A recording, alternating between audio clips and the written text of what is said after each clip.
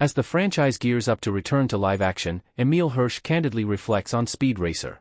The 2008 movie served as a live-action English adaptation of the iconic manga of the same name revolving around the adventures of the titular character.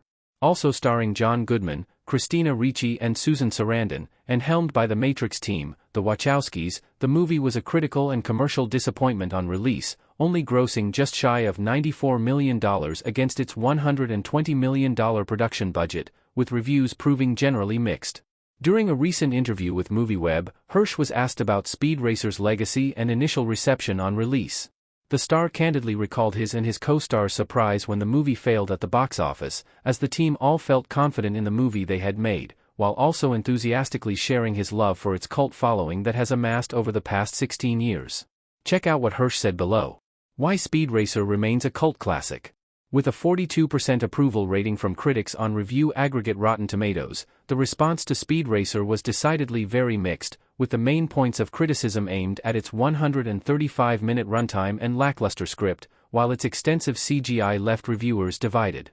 Ultimately, though, critics were generally favorable towards the movie's stylized direction and the performances of its cast, with reviews feeling they all perfectly captured the energy of their manga and anime counterparts.